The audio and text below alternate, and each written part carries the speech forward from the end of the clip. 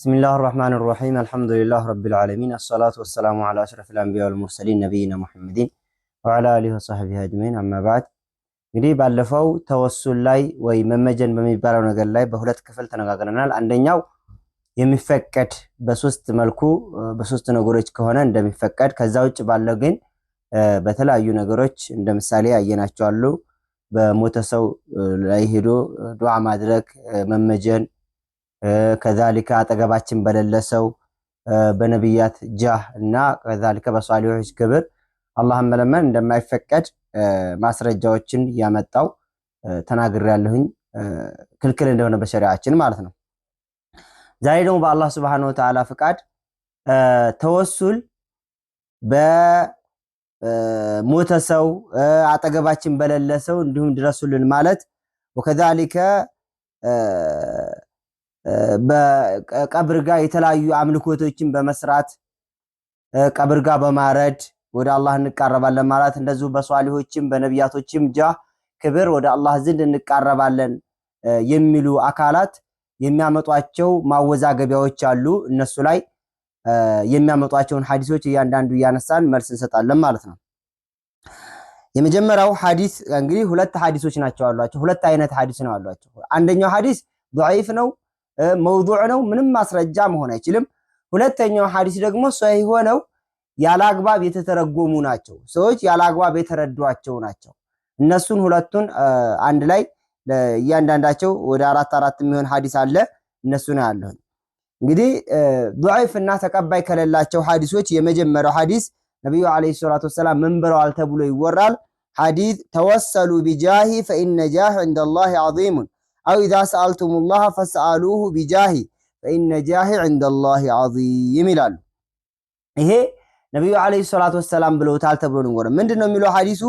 በኔ ክብር ተመጀኑ ቢጃሂ ማለት እኔ በኔ ክብር ተመጀኑ ወደ አላህ ተቃረቡ የኔ ክብር አላህ ዘንድ ትልቅ ነውና ብለዋል። ወይም በሌላ ዘገባ አላህን ስትጠይቁት በኔ ክብር ጠይቁት فإن جاه عند الله عظيم የኔ ክብር አላህ Subhanahu Wa Ta'ala ዘንድ የትልቅ የሆነ ክብር ነውና አላህን ስትጠይቁት በኔ ክብር ጠይቁት በመሐመድ ክብር ይሆንብህ በነብይህ ክብር ይሆንብህ ያላችሁ ለምኑት ብለዋል ተብሎ የሚወራ ሐዲስ አለ። ይህ ሐዲስ ባጢል ነው ውሸት ነው። ነብዩ አለይሂ ሰላቱ ወሰለም አላሉትም። አንድም የመጽሐፍ ባለቤት የኪታብ ባለቤት ኩቱበ ሲታዎችም ላይ ይሁን ሌላም ሐዲስ ላይ ከሰነድ ጋር በተያያዘ አያይዞ የዘገበው የለም። ነው ዝም ብሎ ዳፈ ታሪክ ይወራል እንጂ ሐዲስ ላይ አይደለም ማለት ነው። ሐዲስ ላይ የተዘገበ ሐዲስ አይደለም። ሐዲስ ሙደወን የሆኑ ኪታቦች ላይ ማለት ነው። ስለዚህ ሐዲስ ባጢል ነው። ሐዲስ ኪታቦች ላይ የለም ማለት ነው። ሁለት ስለዚህ ከሌለ ደግሞ ምን አይሆንም ማለት ነው? ማስረጃ አይሆንም ማለት ነው። ባጢል ነው። ይሄ ሐዲስ በትክክል ሷሂህ ቢሆን ኖሮ ነብዩ አለይሂ ሰላቱ ወሰለም ያሉት ቢሆን ኖሮ ይሄን ሐዲስ ይዘን በነብዩ አለይሂ ሰላቱ ወሰለም ክብር የሚሆን በሷሊሆች ክብር አላህን መለመን ይቻላል ብሎ ተብለን ፈትዋ ይሰጥ ነበር። ዑለሞቻችን ፈትዋ ይሰጡ ነበር። እኛም እንሰራበት እንናገር ነበር። ነገር ግን ሐዲሱም አይደለም ሐዲስ አይደለም ሰዎች ሐዲስ ብለው ይዘውት ነው እንጂ ሌላው ከሚያወርዱት اذا ايتكم الامور فعليكم باهل الحديث ብለው ሁለተኛው ከሚያመጡት ውስጥ اذا ايتكم الامور فعليكم باهل القبور او فاستغيثوا باهل القبور ብለው የሚያወሩት ሐዲስ ብለው የሚያወሩት አለ። ምንድነው የሚለው ሐዲሱ? ነገሮች ሲከብዷችሁ ሲጨንቃችሁ ሲጠባችሁ ነገሮችን መሸከም ሲያቅታችሁ የቀብር ሰዎች ላይ ሄዳችሁ ሙጥኝ በሉ በእነሱ እርዳታ ታገዙ እርዳታ ጠይቋቸው በእነሱ ተመጀኑ የሚል ሐዲስ ነው።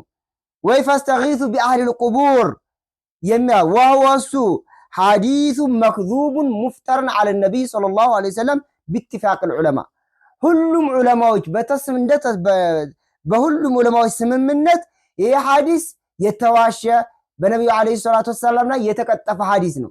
ነብዩ ላይ የተቀጠፈ ሐዲስ ነው እንጂ በፍጹም ሐዲስ አይደለም። ሁሉም ዑለማዎች ተስማምተውበታል ማለት ነው። ስለዚህ ሐዲስ አይደለም። ሰዎች እንዲህ ብለው ቢያወሩም ነብዩ ብለውታል ማለት ነብዩን ላይ እየቀጠፉ ነው። ከሚሰሩት ስራ በላይ ደግሞ ከዛሊከ እንዲሁ ነብዩ ላይ መቅጠፋቸው ራሱ ሌላ ተጨማሪ ወንጀል ነው። ነብዩ አለይሂ ሰላቱ ወሰለም ነገር ሲከብዳችሁ ወደ አላህ ሽሹ ነው እንጂ ያሉን ወደ ቀብር ሰዎችና ወደ ሞቱ ሰዎች ጋር ሂዱ አላሉንም። ስለዚህ ይሄ ሐዲስ አይደለም፣ ማስረጃ አይሆንም። ሌላው ሶስተኛ ሐዲስ ከሚያመጧቸው ነብዩ አለይሂ ሰላም ብለዋል ተብሎ ከሚወራው ለው አህሰን አሐዱኩም ظنوا بحجر لنفعه የሚለው አንድ ሰው ባመነበት ነገር ይጠቀማል የሚለው ነው። እንግዲህ አዋሙ ተራው ማህበረሰብ ብዙ ጊዜ የሚለው ነው።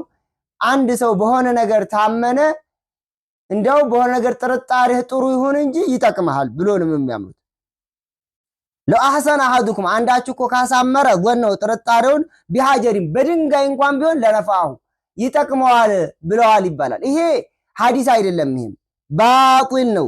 የእስልምናን መሰረቶች የሚያፈራርስ ሙሽሪኮች ያስቀመጡት ቃይዳ ነው ይሄ። ሙስሊሞች ግን ወደ ሙስሊሞች ያስገብተው ይሄን ሐዲስ ሙስሊሞች ያወሩታል። በፍጹም አንድ ነገር ማንም የሚጠቅም ሆነ የሚጎዳ የለም፣ አላህ Subhanahu Wa Ta'ala ብቻ ነው። ነብዩ አለይሂ ሰላቱ ወሰለም በሐዲስ እንደተነገረው ለው አና የሰው ልጅ ጅኖችም ሆነ እንሶችም ቢሰባሰቡ አንተም መጉዳትም ሆነ መጥቀም አይችሉም ብለዋል። ቁርአንም ላይ አላህ Subhanahu Wa Ta'ala ከአላህ ውጭ አንድም መጉዳት የሚችል እንደሌለ ቁርአን ላይ ተናግሯል። ስለዚህ ይሄ አይጎዳምም አይጠቅምምም፣ ይሄም ሐዲስም አይደለም፣ ሰዎች የቀጠፉት ነው። ሌላው ከሚወሩት ሐዲሶች ውስጥ ሐዲስ አራተኛው ሐዲስ ምን ይላሉ? ለማቅተረፈ አደሙ አልኸጢአተ አባታችን አደም ወንጀል ሲሰሩ አሉ ጀነት ውስጥ ቃለ እንዲህ አሉ ያ ረቢ አስአሉከ ቢሐቅ ሙሐመድ ሊማ ገፈርተ ሊ አሉ። አላህ ሆይ በመሐመድ ክብር ጠይቀሃለሁ፣ በመሐመድ ሐቅ ጠይቀሃለሁኝ ለሰራሁት ወንጀል ይቅር በለይ ብለዋል። ፈቃለ አላህ እንዲህ አላቸው ያ አደሙ አንተ አደም ሆይ ከይፈ አረፍተ ሙሐመድን ወለም አኽሉቁሁ ሙሐመድን አልፈጠርኩትም ገና ወደፊት ነው የምኸልቀው፣ አሁን እንዴት አወክ ስለ ሙሐመድ አላቸው። ቃለ ያ ረቢ ጌታዬ ለማ ኸለቅተኒ የፈጠርከኝ ጊዜ ቢየድከ በእጅክ ወነፈኽተ ፊየ ሚን ሩሒከ ነፍሴን ስታስገባብኝ ካንተ ነፍስ ረፋዕቱ ረእሲ ራሴን ቀጥ ሳረግ ፈራአይቱ አላ ቀዋኢሚል አርሺ መክቱበን ላኢላሃ ኢለላህ ሙሐመድ ረሱሉላህ ነፍስ ገብቶብኝ አንገቴን ራሴን ቀጥ ሳደርግ አርሽ እግር ላይ ምን ተጽፎ አየሁኝ? ላኢላሃ ኢለላህ ሙሐመድ ረሱሉላህ ተጽፎ አየሁኝ ብለዋል አባታችን አደም። ፈዓሊምቱ አወኩኝ አነከ አንተ ለም ተضፍ ኢለ እስሚከ ኢላ አሐበል ኸልቅ ኢለይክ አንተ ደግሞ ወደ ስምህ አታስጠጋም አንተ ዘንዳ የተወደደን ሰው ቢሆን እንጂ። ፈቃለ እንዲህ አሉ ገፈርቱ ለከ አንተን ይቅር ብያለሁ ይሄን ብለህ ስለጠየቅከኝ። ወለውላ ሙሐመዱ ማ ኸለቅቱከ ሙሐመድ ባይኖሩ ኖሮ ወደፊት ሙሐመድን ለመፍጠር ባላስብ ኖሮ አንተ ምን አላረግህም ነበር አልፈጥርህም ነበር። ወሐዲሱን ባጢል ይሄም ባጢል የሆነ ሐዲስ ነው፣ ምንም መሰረት የለውም ከቁርአንም ከሐዲስም። በሌላ ሐዲስ ላይ ለውላከ ማ ኸለቅቱል አፍላክ ሙሐመድ ባይኖር ኖሮ ዓለምን አልፈጥረውም ነበር ተብሎ የሚወራ ሐዲስ አለ። ይሄ ባጢል ውሸት የሆነ ሐዲስ ነው። ከቁርአንም ሆነ ከሐዲስ ምንም አይነት ማስረጃ የለውም። እንደገና የሐዲሱ ውሸት ነው፣ ትክክለኛ ሐዲስ አይደለም። ሙስሊም ኪታቦች ላይ በትክክለኛ መልኩ አልተጻፈም።